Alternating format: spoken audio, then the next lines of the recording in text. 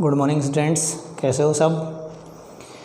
अपन विलियन chapter पढ़ रहे थे और विलियन चैप्टर में जो है मैंने आपको मोलरता पढ़ा दी थी और नॉर्मलता पढ़ा दी थी। मोलरता के लगभग सारे फॉर्मूले बता दिए थे और नॉर्मलता के भी कुछ फॉर्मूले बता दिए थे। अब आज अपन नॉर्मलता जो है उसको थोड़ा और आगे बढ़ाएंगे और उसके कुछ जो फॉर्मूले हैं या फिर उसके जो कुछ टर्म्स हैं उनको थोड़ा देखेंगे।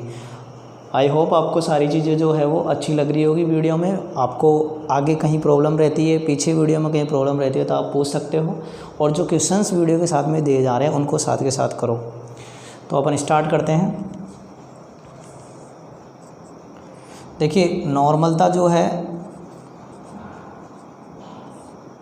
उसका मैंने आपको ये फॉर्मूला तो ये बताया था कि विलेय के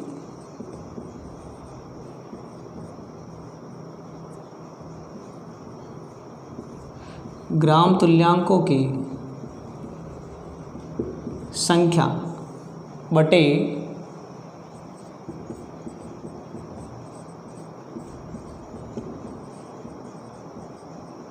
विलियन का आयतन लीटर में। क्लियर है। दूसरा फॉर्मूला मैंने आपको ये बताया था कि नॉर्मलता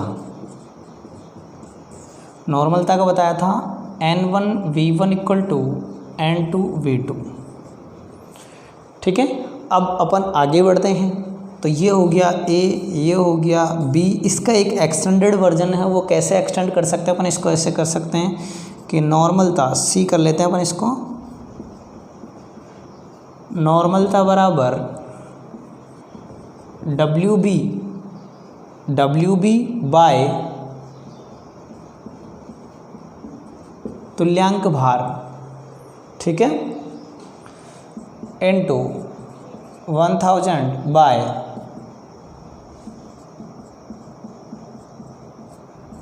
विलियन का आयतन किस में, मिलीलीटर में। एक फॉर्मूला आपका ये हो गया। ये फॉर्मूला एक्चुअल में यही है, विलेय के ग्राम तुल्यांकों की संख्या। देखिए, WB बाय तुल्यांक की भार यानी कि विलेय का भार बटे तुल्यांक की भार, मतलब क्या हुआ, विलेय के ग्राम तुल्यांकों की संख्या। तो वही चीज़ है, बट कभी कभी अपन को यदि ग्राम में क्वांटिटी दे रखी हो, विलियन का आयतन मिलीलीटर में दे रखा हो, तो अपन डायरेक्ट उसको ऐसे भी सॉर्ट आउट कर सकते हैं। इसको मैं एक एग्जाम्पल से बता रहा हूँ आप लोगों को।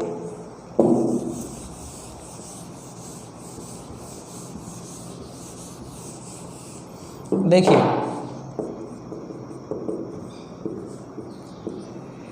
किसी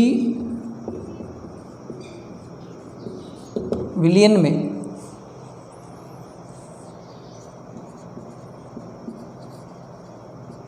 $400 ग्राम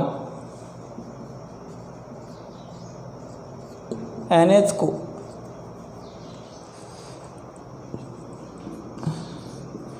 1000 मिलीलीटर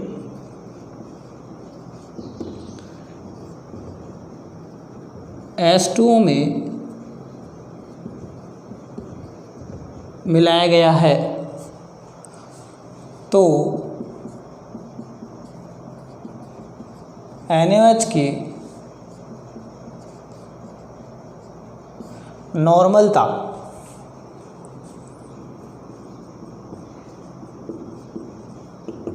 क्या होगी। ठीक है, तो यहाँ पर अपन इस फॉर्मूले का यूज कर सकते हैं। देखिए, आपके पास में क्या है, WB है। WB कितना है, 400 ग्राम। ठीक है, आपके पास में V है, किस में, लेकिन ये ml में है। कितना है, 1000 ml। ठीक है, आपके पास में क्या है, तुल्यांक भार है। तुल्यांक भार कैसे पता चलेगा, अपने पास में क्या है, NaOH है। NaOH का जब अपन ज्ञात करोगे तो NaOH का देखो यहाँ आप ज्ञात कर सकते हो। NaOH कितना है, 23 + 1 + 16 कितना हो गया, 40 ग्राम। ये क्या आ गया, इसका आणविक द्रव्यमान। अब आणविक द्रव्यमान को किससे भाग देते हैं, संयोजकता कारक से। संयोजकता कारक कितना है, इसका 1 है, क्योंकि कितने OH माइनस दे सकता है, ये 1 OH माइनस दे सकता है। तो इसका कितना हो गया, 40 ग्राम। तुल्यांक भार कितना हो गया, 40 ग्राम। तो बस ये बात हो गई क्लियर। अब अपन फॉर्मूला लगा देंगे। फॉर्मूला क्या है, नॉर्मलता बराबर WB इंटू 1000 बाय तुल्यांक भार इंटू V इन ml, यही तो है, ठीक है। तो देख लीजिए नॉर्मलता बराबर W भी कितना दे रखा है 400 ग्राम, 400 ग्राम इंटू 1000 बाय 40 इंटू ये भी कितना दे रखा है 1000 ग्राम। इससे ये कैंसिल हो गया, इससे ये कैंसिल हो गया। n बराबर कितना हो गया 10 ग्राम तुल्यांक प्रति लीटर। ये क्या आ गया, आपका आंसर आ गया। आगे ये बात समझ में। तो आपको इस तरह से इस फॉर्मूले को क्या करना है, अप्लाई करना है। फटाफट इसका स्क्रीनशॉट ले लीजिए।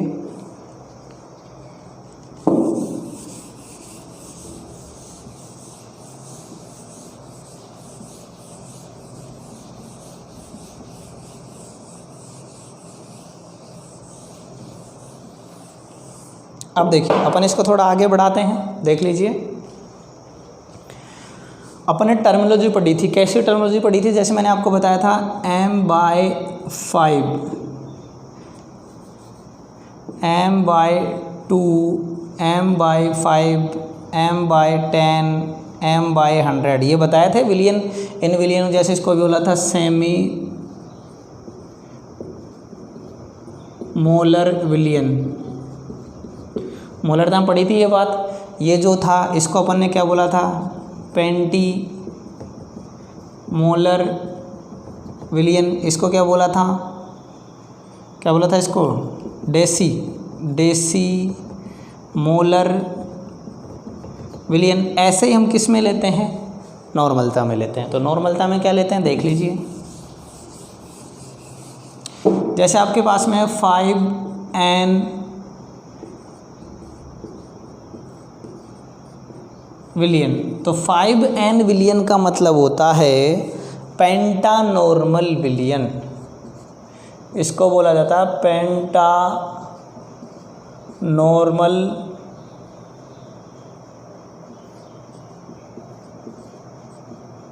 विलियन। यदि आपके पास में है 10n विलियन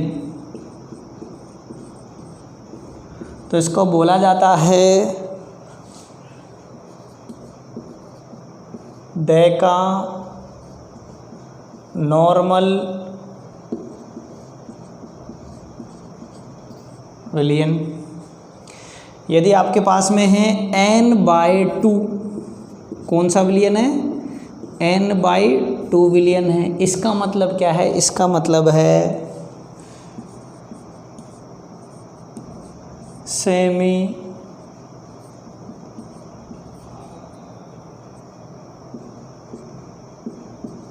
नॉर्मल विलियन। यदि आपके पास में है n/5 विलियन तो इसको क्या बोलेंगे, पेंटी नॉर्मल विलियन। यदि आपके पास में है n/10 विलियन तो इसको क्या बोलेंगे, डेसी नॉर्मल विलियन। यदि आपके पास में है क्या n/100 विलियन, इसका मतलब क्या हो गया, इसका मतलब हो गया ना 0.1n। तो इसका मतलब हो गया सेंटी नॉर्मल विलियन। कितना हो गया 0.01n।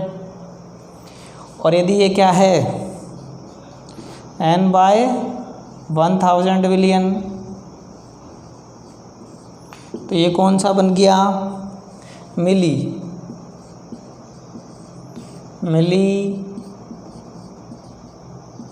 नॉर्मल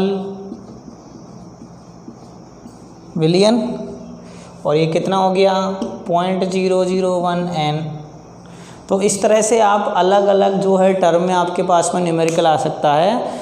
आप लोगों को ये चीज़ें पता होनी चाहिए कि आपसे बोल दिया जाए पेंटानॉर्मल विलियन, इसका मतलब है 5n है।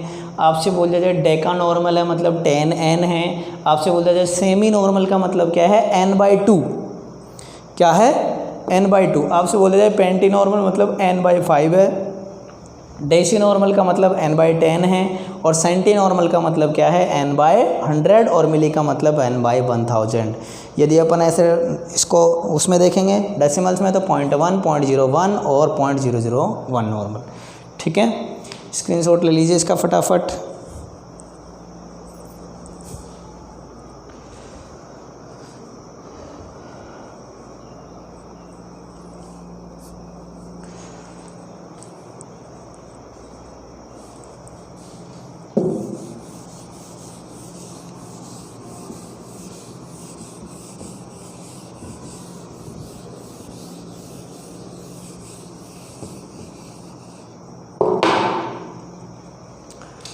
अब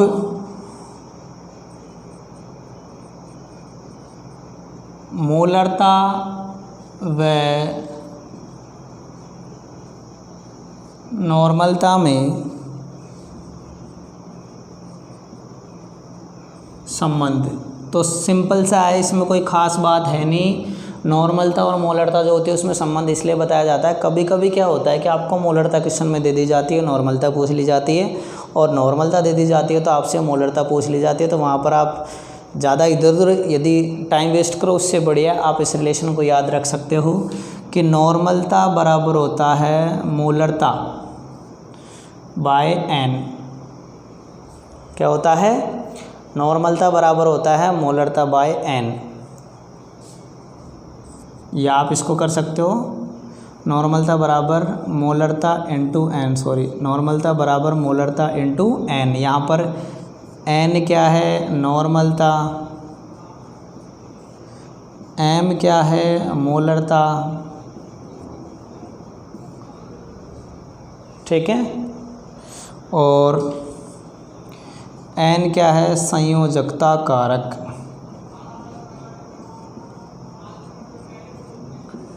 ठीक है, जैसे आपसे बोल दिया जाए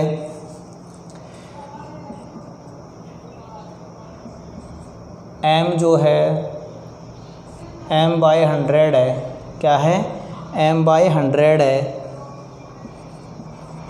कि नॉर्मलता क्या होगी, तो नॉर्मलता बराबर m/100 इंटू क्या संयोजकता कारक, संयोजकता कारक। अब नॉर्मलता क्या, नॉर्मलता जैसे आपसे पूछा जाए m/100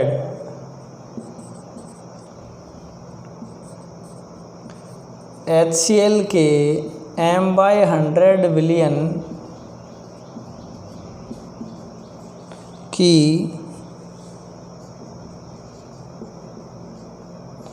नॉर्मलता क्या होगी,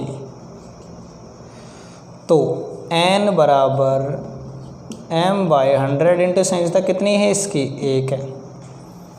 कितनी है, 1 है। तो नॉर्मलता बराबर क्या आ गई इसकी, नॉर्मलता बराबर गई 10⁻²। क्या आ गई इसकी नॉर्मलता 10⁻²। इस तरह से आप क्या कर सकते हो, इनकी नॉर्मलता ज्ञात कर सकते हो।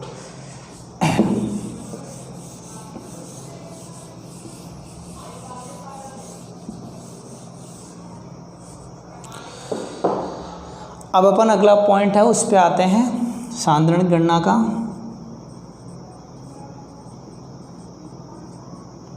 मोलरता देखिए,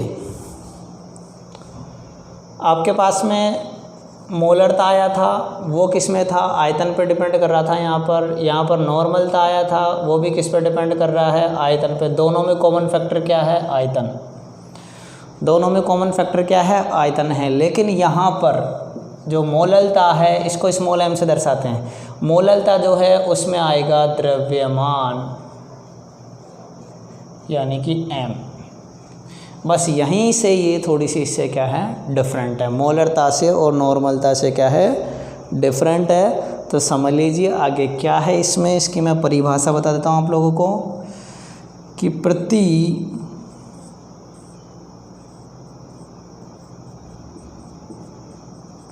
प्रति किलोग्राम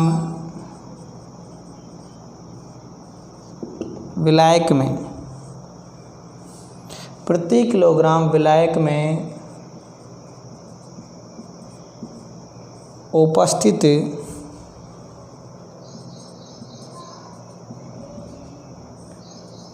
विलेय के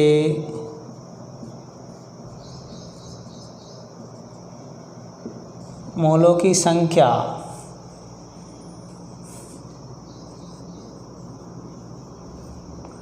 उसकी मोललता कहलाती है।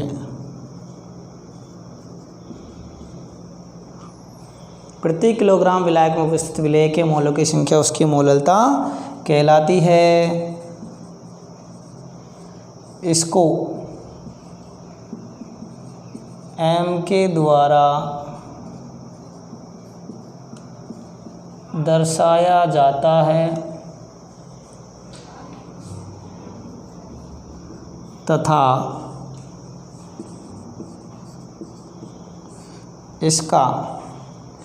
इसकी इकाई मोल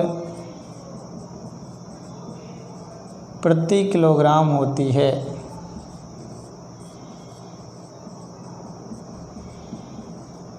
प्रति किलोग्राम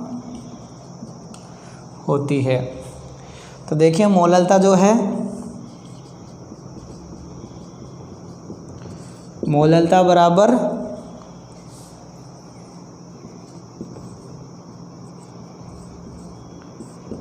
विलेय के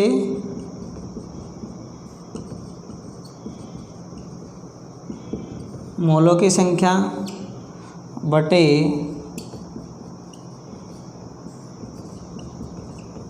विलायक का द्रव्यमान केजी में। फटाफट इसको लिख लीजिए आप परिभाषा को। थोड़ा सा ईंधन डाल देता हूँ मैं मार्कर में, इंक की थोड़ी कमी हो गई, विजिबिलिटी डाउन हो जाएगी, आपको लिखने में प्रॉब्लम आएगी। तो इसमें शायद डाल लेते हैं और आप लोग जो है फटाफट इसको लिख लीजिए, फटाफट शेयर कर दीजिए, लाइक कर दीजिए, सब्सक्राइब तो आपको करना ही करना है, बेल आइकन ऑन करना ही करना है ताकि नेक्स्ट वीडियो आपके पास आ सके। समझ में आ गई बात? नहीं आई तो दोबारा रिपीट करके वीडियो सुन लेना। इस फॉर्मूले को मैं दोबारा लिख रहा हूँ क्योंकि विजिबिलिटी डाउन हो सकती है, ख़त्म हो गई थी। ठीक है, तो यहाँ लिखते हैं मोललता बराबर विलेय के मोलों की संख्या बटे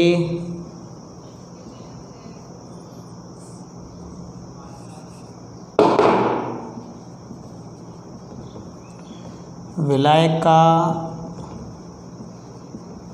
द्रव्यमान केजी में। आ गई बात समझ में? तो फटाफट इसको छाप लीजिए। फिर इस फॉर्मूले को थोड़ा सा मैं आगे बढ़ा देता हूँ। देख लीजिए मोललता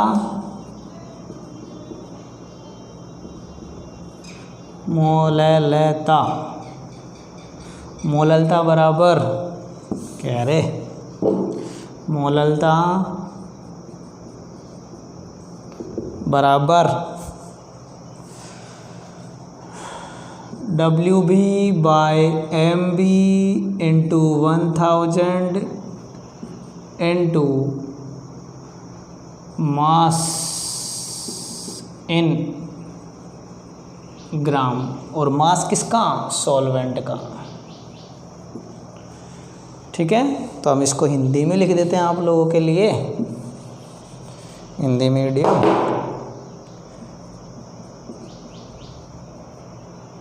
विलायक का द्रव्यमान किसमें? ग्राम में। जी तो आ जाएगा समझ में? चलो न्यूमेरिकल करते हैं।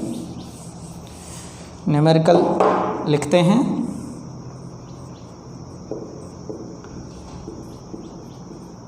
किसी विलायक की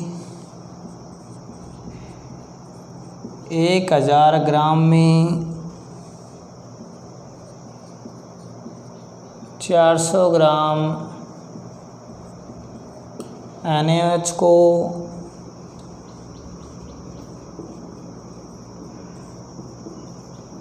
मिलाया गया है तो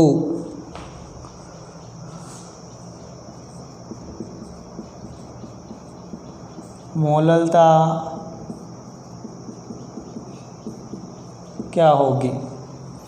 देख लीजिए,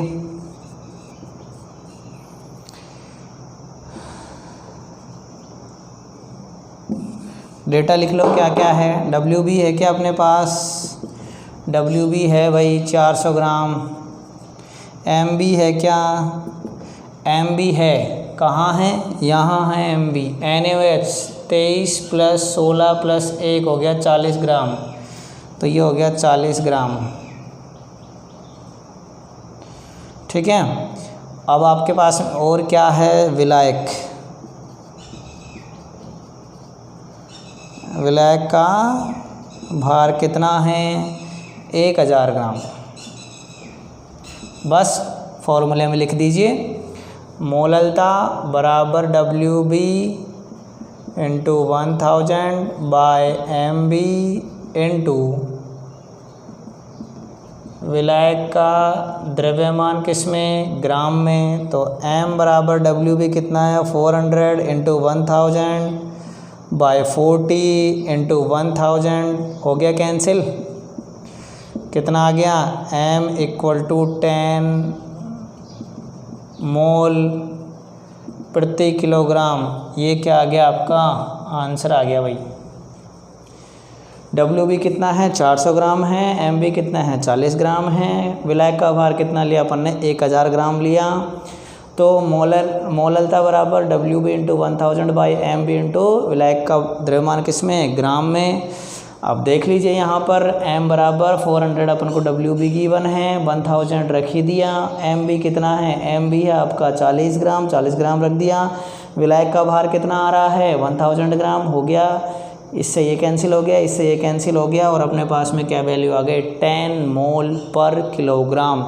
यानी कि इस विलयन में NaOH की मोललता 10 मोल प्रति किलोग्राम है।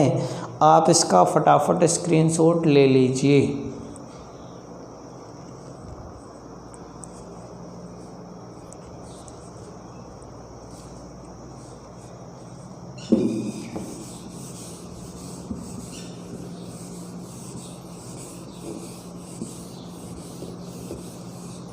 एक क्वेश्चन और करते हैं।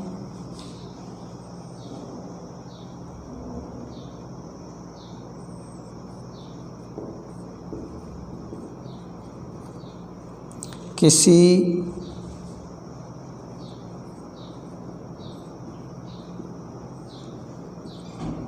विलयन के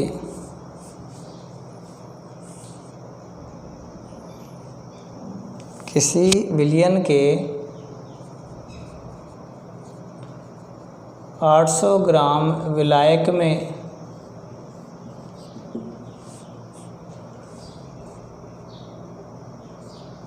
73 ग्राम HCl को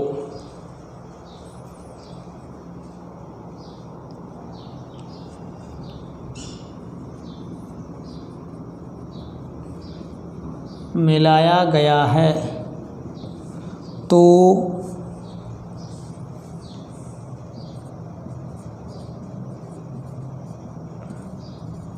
विलयन में HCl की मोललता क्या होगी? तो देख लीजिए क्या क्या दिया हुआ है। WB है क्या? हाँ जी है। कितना है? 73 ग्राम है। MB है क्या? MB कितना है? 36.5 ग्राम HCl का। और विलायक का भार कितना दे रखा है? 800 ग्राम। बस हो गया काम। फटाफट न्यूमेरिकल में लिख दीजिए, फॉर्मूला लगा दीजिए पहले तो। M बराबर WB × 1000/ MB इंटू विलायक का द्रव्यमान किस में, ग्राम में। किस में लेंगे, ग्राम में, क्योंकि ऊपर क्या लगा दिया, 1000 लगा दिया। तो M बराबर लेंगे तो W भी कितना दे रखा है, 73 दे रखा है। ठीक है, 1000 बाय MB कितना दे रखा अपन को, 36.5 इंटू ये कितना दे रखा है, 800। ये लो साहब, हो गया, ये कैंसिल हो गया। ये कितने टाइम गया, 2 टाइम गया। ठीक है, इससे ये कितने टाइम गया, 4 टाइम, और ये कितने टाइम जाएगा, तो M बराबर 2.5 आ जाएगा, 2.5 मोल प्रति किलोग्राम। ठीक है साहब, तो ये आपका आंसर आ गया। ये क्या आ गया, आपका आंसर आ गया। फटाफट इसका स्क्रीनशॉट ले लीजिए, कोई समस्या हो तो पूछ लेना। और मैं आपको अब कुछ क्वेश्चन दे रहा हूँ जो आपको करने हैं।